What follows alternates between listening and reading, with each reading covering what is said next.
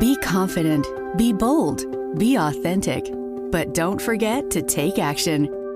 This is Ordinary to Badass, where our stories empower women to step into the spotlight of their own lives and pursue what they're truly passionate about. It's time to step into the arena and become more than just extraordinary. It's time to become a badass with your host, Marie Sonneman.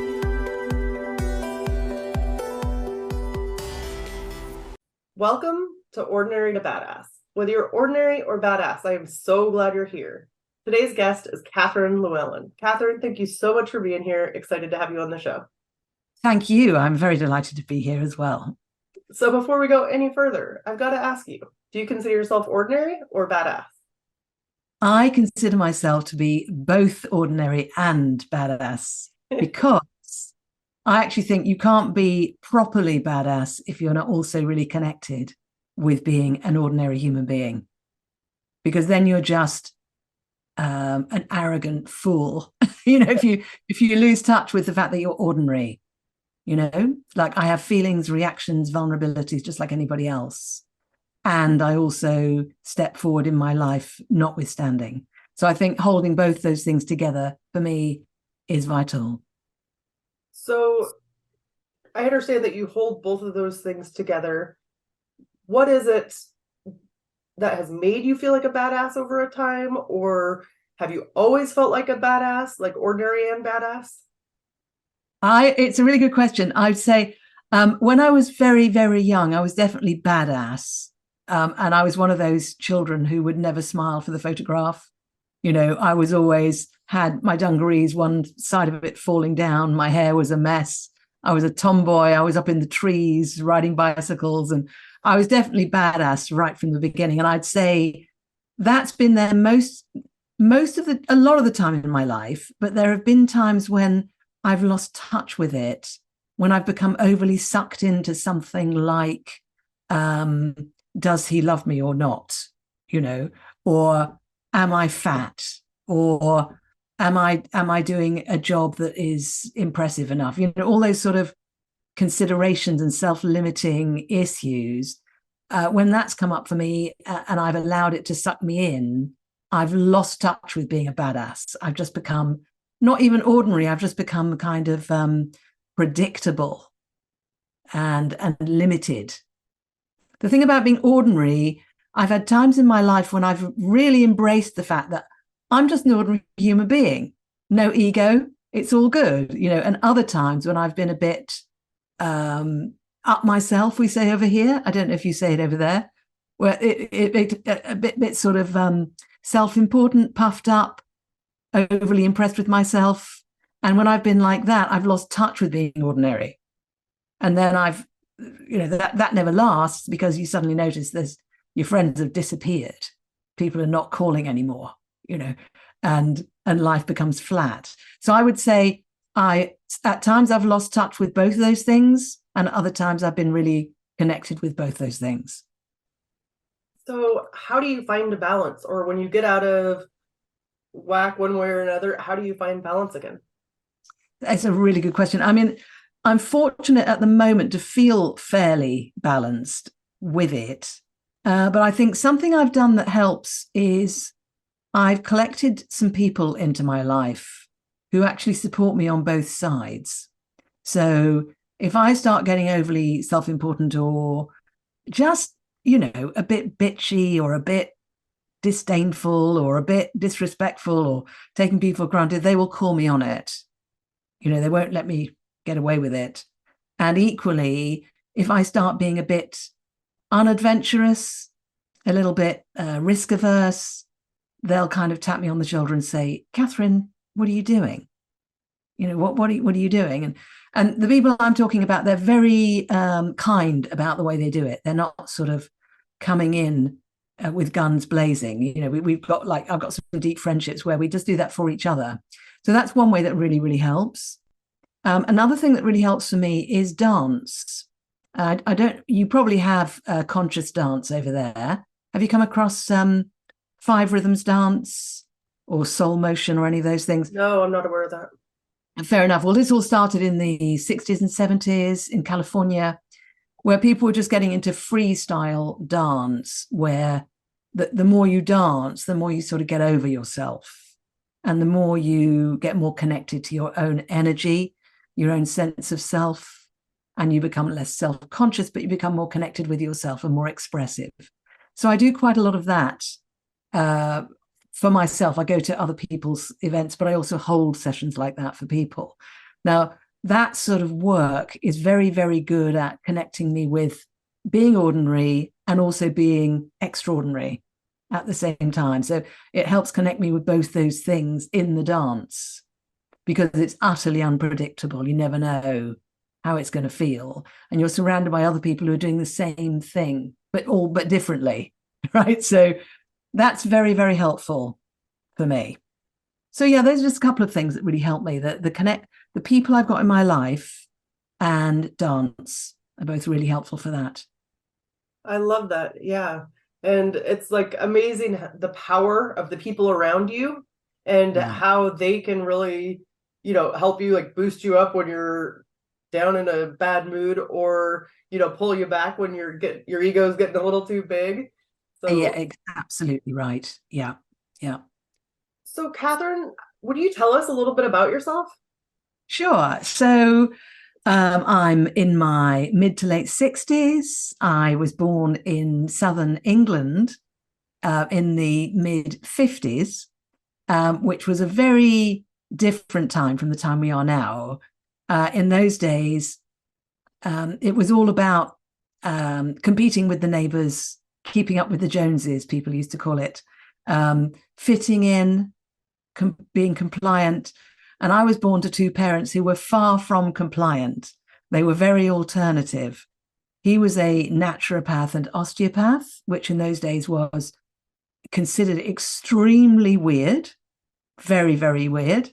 And my mother was an artist, a painter, which was considered very weird for a woman to be doing. And they basically encouraged me and my brothers and sisters to think for ourselves and to be prepared to go out on a limb, be prepared to be expressive and do things differently. My teachers hated me. They found me completely unmanageable. I thought they were not very bright, which I think they picked that up. So it was a very, very interesting childhood, really connecting with the fact I could be who I want to be, but also then connecting with the fact that sometimes people found that very difficult and didn't like it. So a lot of my early life and adolescence and early 20s, I would say, were about learning how to follow that truth of my own, what's true for me, where my heart lies, where my soul lies, whilst at the same time having some compassion for other people and some understanding for other people and what really matters for them.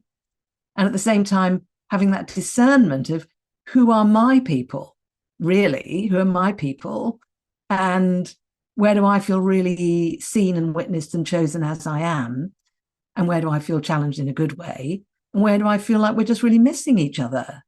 Because, and how can I let go of judging other people for approaching life differently from how I do?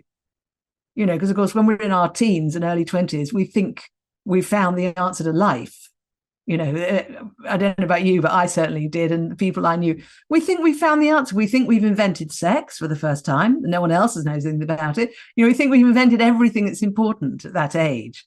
So that was a really interesting thing for me to get over. And in fact, some friends of mine disappeared off for a weekend once and came back very different, much more confident, much more present. And it turned out they'd done one of these weird enlightenment weekends. So after about 3 months trying to explain to them why I didn't need to do it, and they went, all right, then don't do it. In the end, oh God, I'm going to have to do it. So I went and did it. And I really met a lot of my inner shadow and difficulties and issues in that experience, and learned a lot about responsibility and showing up and really paying attention to other people and realizing I create my own experience, I create my own life, and it's up to me to do that. So that was in my early to mid 20s, and that was a very significant experience. And there's a version of something very similar that's around now, which is called the Landmark Forum, that you may have heard of, which a lot of people do that now. Back in those days, most of the people doing this sort of thing were in their 20s, but now a lot of people do it at any age. And they've developed the offerings such that you can do it whatever age you are. So you don't feel like an idiot, because everyone else is 22. So that was very important for me. And I also then, after that, started going into doing a lot of work, helping people develop their voice, their actual voice, and connecting with their inner spirit and allowing that to come out through the way that they communicate, and literally through the voice, using a lot of breath work, body work, and so on. And that was incredibly educational for me as well, because the only way I could do that was by being there wholehearted with people. I couldn't just use techniques for that to work, because people had to trust me to let me put my hands on their body, and push them and squeeze them and, to help them to do that. They had to trust me. So I had to really show up. I really had to get over myself to do that. And then as time went on, I started doing more and more human potential work, and ended up doing it kind of at board level in large corporates, which was also a really interesting experience of, in fact, interestingly, a lot of those people, they wouldn't have used the term badass, but they wanted to be doing something really meaningful in their lives. And usually they were doing a job that they believed in, but often they felt very flat in their experience of doing it. So they wanted to find a way of bringing life to that. And that was but without breaking any rules or laws, because a lot of these people are very regulated. So they had to find a way of doing it that allowed them to do that they would feel much more fulfilled, much more authentic, whilst also still cooperating with their organization in the way they needed to. So that was very challenging and fascinating work, and very exciting when people started popping through, and people started saying to them, "My God, you look really well. Oh, what you said in that board meeting was brilliant. How did you know to do that? And you're really listening," you get these incredible things happening because people were doing that work to really invest in themselves and bring out the inner spirit in the way that they were doing what they were doing.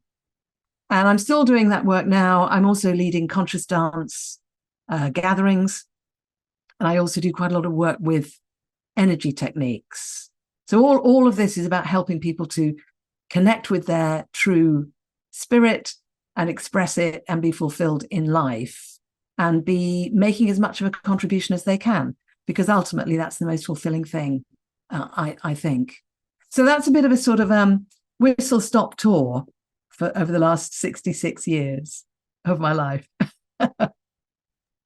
So you mentioned that you did things differently as a child. And yeah. How did that affect you, like long term?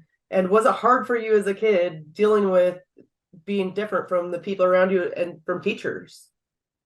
Well, it was hard in a way, because although I was quite tough in a way, and I was quite courageous, but on the other hand, I still had feelings. So if someone rejected me or tried to put me down, that really hurt, just as it would for anybody. But they had no idea that it really hurt me, because what they saw was this tough, resilient, brave, punchy kid, which was true, but the other side was true as well. And so that was hard. And of course, in those days, I didn't have any emotional competence skills. I didn't know how to say, "Excuse me, when you say that really kind of hurts." Instead, I would just go into a sulk and stomp off, and be, I don't know, kind of righteous about it in my own mind. So yes, it was hard. But on the other hand, I had an awful lot of fun. I really had a lot of fun climbing trees and riding around on my bicycle with all the boys in the village. When the other girls were at home trying on pretty dresses and things like that. I had a lot of fun, and I had some great conversations with people because I was interested in having great conversations. And I've met people since who said, Catherine, even at school, you were a good listener. And I said, I don't remember that. They said, yeah, you were.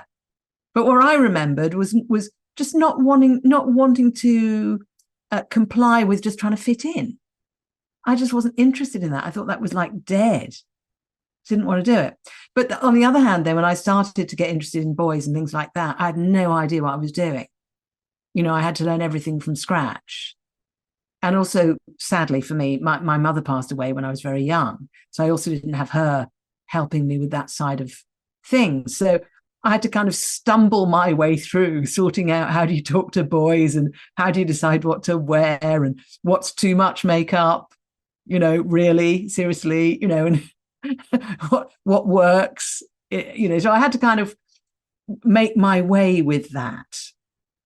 But overall, I would say I don't regret it. So do you think that you'd said like your parents kind of had like alternative jobs, or that was considered that at the time?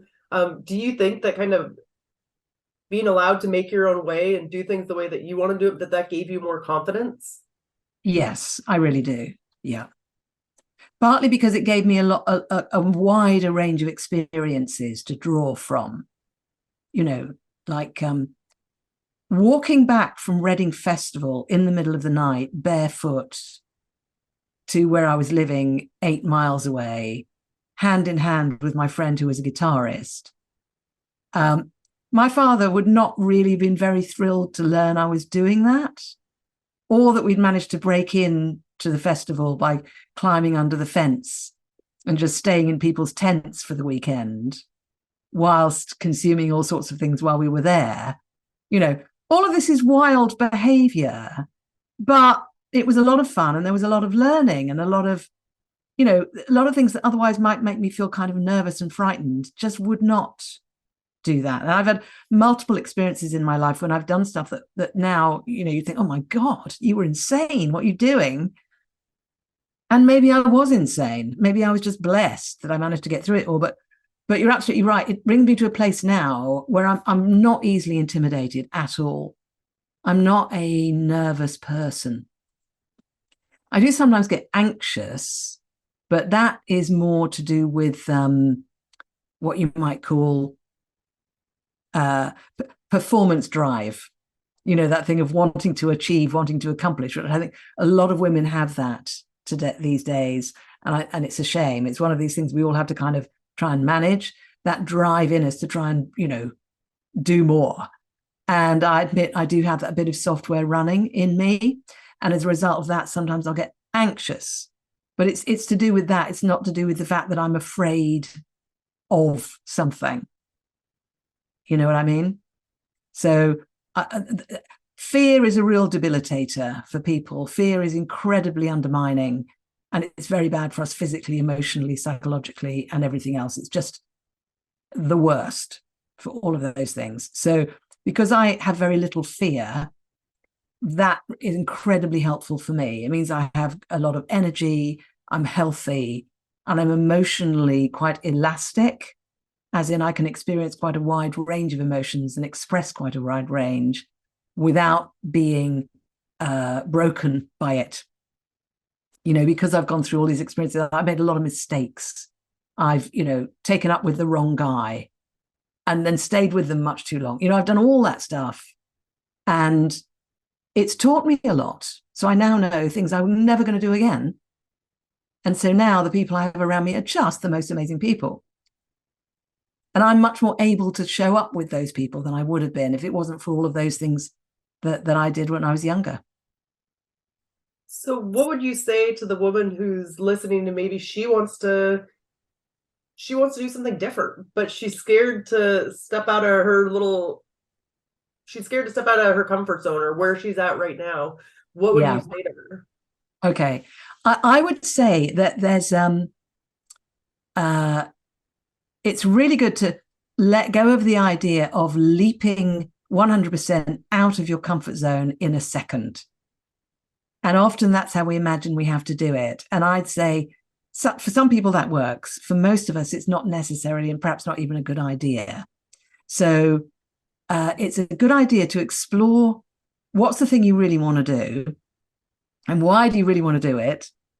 And is it really what you want to do? Or is it just something you're focusing on because you think it would be a challenge?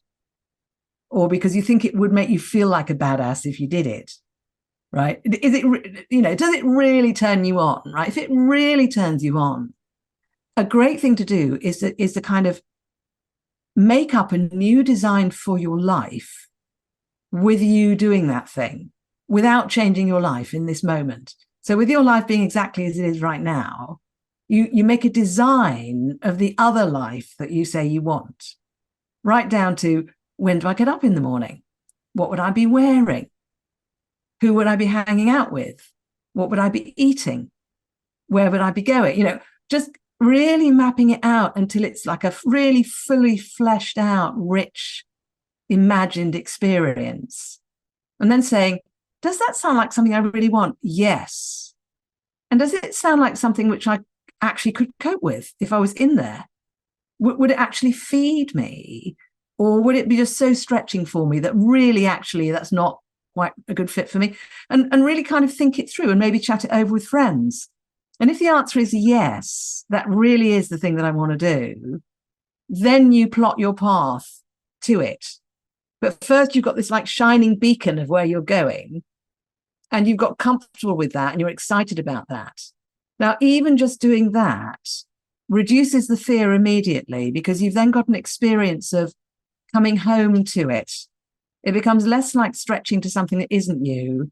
It becomes more like coming home to something that is you, because you've really connected with it in your heart. And then you say, what are the logical steps for me to get there? Just like planning, a trip, or planning taking your kids on a shopping expedition, or planning helping your husband to do whatever. Most women know how to plan, right? So it's just applying that plan to your own self, as if you yourself are a really important project. Getting this idea that we ourselves are a really important project that deserves the time and the attention and the care of making that plan. Now, when you make the plan, you might find out that in the plan, you need to do a bit of training. So if you're going to run a marathon, you do some training for it, don't you? So if you're going to do a significant shift out of your comfort zone, you may need to do some training for it. So I've got someone at the moment who wants to become much more confident, and they've decided to do this. I can't remember what it's called, but it's a course that you can do for public speaking. Now, this person's never going to do any public speaking, but they identified, if I do this course, I will become more confident. And so they're doing it for that reason. And some people say, to make me more confident, I'm going to go and do this conscious dance thing that Catherine's spoken about. Terrified of doing it. But if I do it, actually, in reality, I've got nothing to lose. Actually, I'm not going to lose my job. I'm not going to lose my relationship. I'm not going to lose my kids. I'm not going to physically hurt myself. It's not going to cost much money. And so finding the training exercises that we're going to do, whether it's dance, public speaking, the gym, talking, swimming, whatever it might be, you choose those things and you just literally do them, and you allow yourself to build that strength by doing those things. And you're then in a really good position. You've got your place you want to go to, you've got your plan, you've strengthened yourself. Really good idea as well to build a bit of a support team to help to support you. When I had my divorce, I came out of the breakup with my then husband absolutely devastated. So I selected 8 people that I was very close to, and I asked them all to specifically support me for 12 months. And I asked them all to be willing for me to call them at any time, day or night, and to invite myself over to see them. I chose 8 people because if I just chose one person, it would be too much for one person to cope with. So I had 8 people. So if one of them didn't pick up, I'd call the next one, or the next one, or the next one. They were all delighted to do it. They were there for me. And oh my God, I'm so grateful to them for that. So choosing people specifically to say, right, I'm going to do this thing. I'm going to start on the plan in 2 weeks' time. I'm doing these training exercises for myself. Can I call on you if I need you when I'm doing this? And most people will be thrilled to be selected for that. So I think that's probably enough of me talking before I let you say something else. No, I think that's really powerful, because so often as women, we think we have to do it all ourselves, like never ask for any help, do everything, and then it kind of sucks the life out of us because we're never, getting help from anybody else, and we're too busy just going. So what did that teach you? Or have you always been willing to ask people for help when you needed it? No, I haven't. I was much more, I can do it all on my own. And I think it was probably, when I was, how old was I? 40. I was 40 years old, and I started a master's degree, and it was in humanistic psychology. So it was all about one-to-one counseling, group facilitation, organizational change. And one of the things and there was an awful lot of practical work. We had to do a lot of self-learning, and we had to do it in little cells, little groups of 3 or 4 people. And I quickly found out that my masculine aspect was very well developed. My feminine aspect was not very well developed at all. Partly because I'd mostly been brought up by my father, and also partly because with my mother dying young, I stepped up, started doing the cooking, helping my father, which was fantastic. But I kind of missed out on some of the being a girl side of things. So when I realized that at that point, I immediately started really investing in honoring and bringing up that feminine side, which included being willing to be vulnerable, being willing to ask for help, compassionate, and all those things, and really, really invested in that very deeply. So that's now 26 years ago that real point of leverage happened for that. So now I'm really good at asking for help. Anyone will tell you, no problem with it whatsoever. So, Catherine, I would like to hear more about human potential, and if you'll explain to the listeners, for those who don't know, what human potential is. Yeah, so we've all got certain things that we know how to do, and things that we know about ourselves. And that is our human actual, if you like. It's what's actually the case. We've also got a lot more in us, most of which we don't even know is there, which is our potential. And that potential is, in my opinion, pretty much limitless.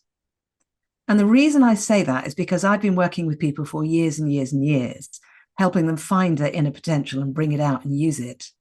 And I've never, ever, ever met anybody who's got to the end of it and said, well, there's nothing left to bring out. It's never happened. So the growth is infinitely possible. So that's why I think human potential is infinite. It's a bit like, the iceberg metaphor. The bit that you can see is the actual that we know about. The potential is the bit we can't see.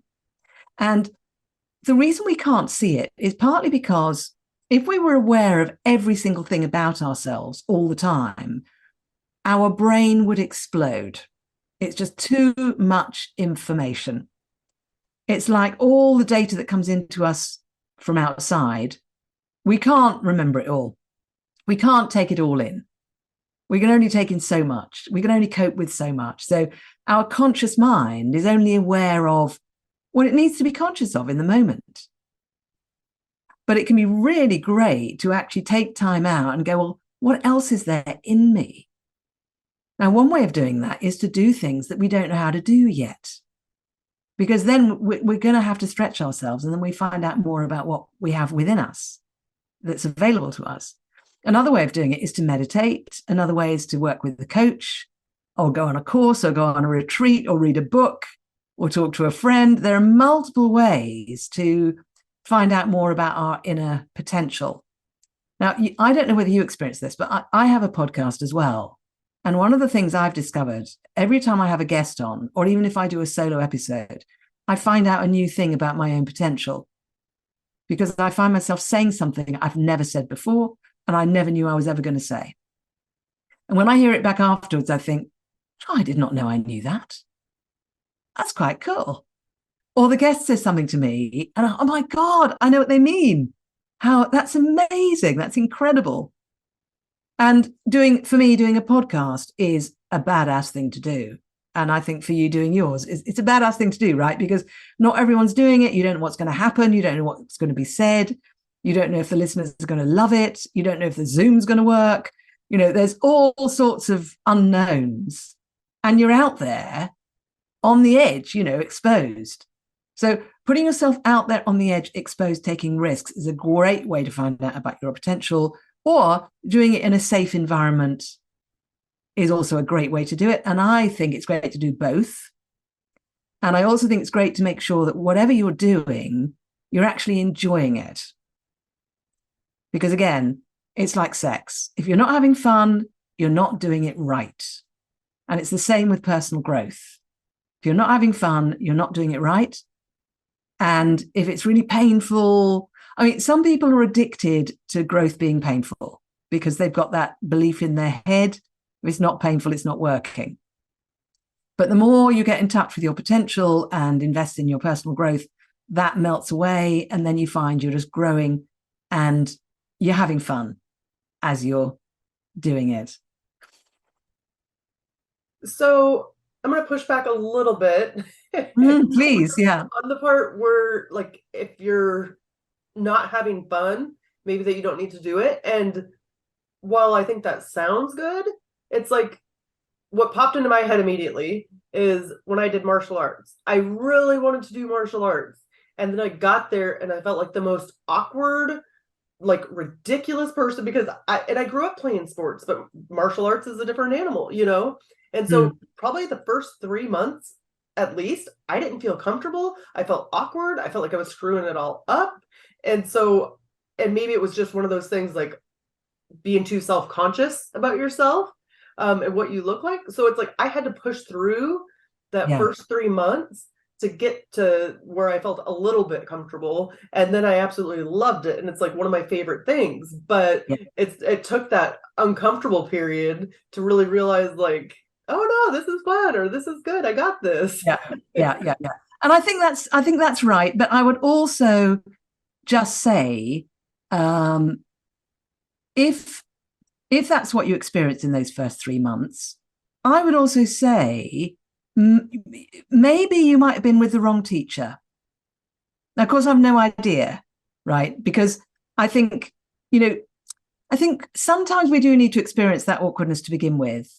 But I also think that if you've got a really great teacher, then it's part of the teacher's job to make sure that at least some of the time you're having some fun with it. You know, at least some of the time. Yeah, you know, I think in this situation, it wasn't the teacher. He was awesome. And they even told me ahead of time, like, hey, this is so different for a lot of people coming in. You know, you might get in your head or whatever, but just know that it's normal, you know. So, but sometimes I think there's things we know we want to do. It's just so far out of our comfort zone. And maybe there was a baby step I could have taken in between. I don't know. That's what I was exactly thinking. And now the other thing as well is I think, you know, we are all our own sovereign beings, you know. So if you're there in that 3 month period and you're going, I'm really not enjoying this, but I'm going to do it, then I'd say more power to you, right? I suppose, given I'm just making general points here, obviously, I would say in general, it's great to try and find a way of doing it where it is really enjoyable as well as challenging.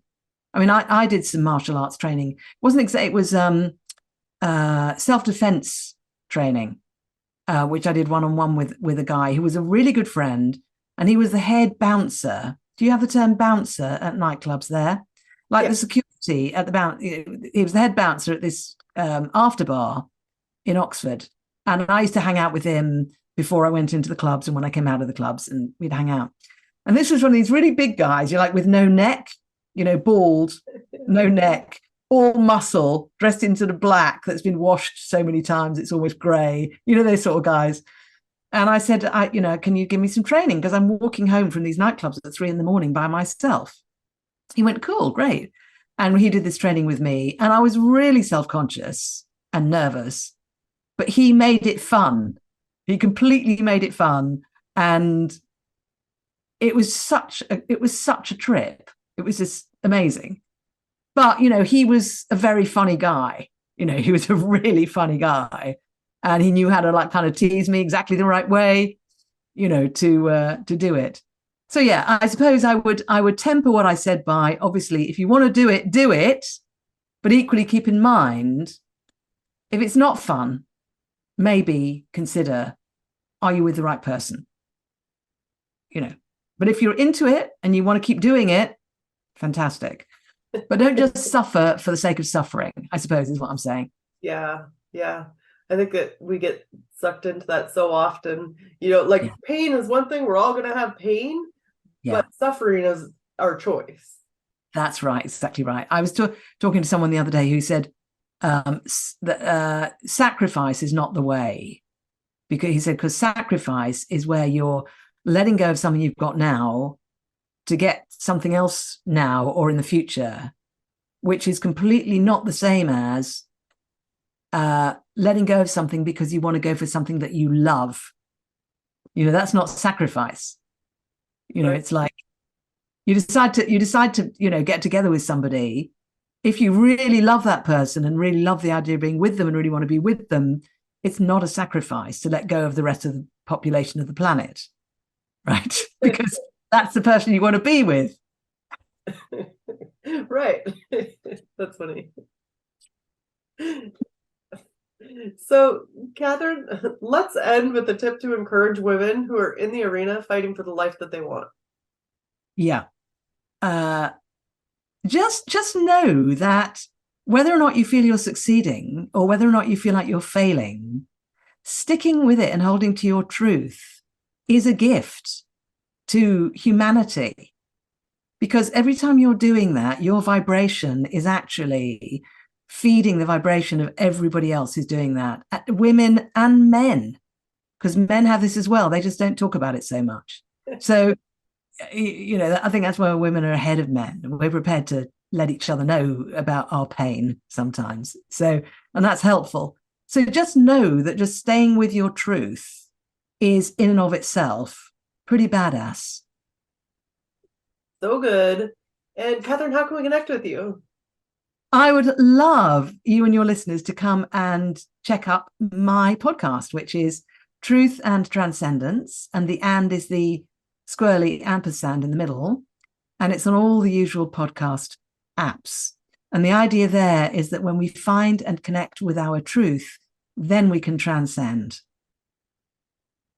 Thank you so much, Catherine. You've been a total badass and I've enjoyed hearing your story. Thank you. With that, we'll end our show. To all the badass women out there staying in the arena, wherever you are, whatever you're doing, own it and get after it.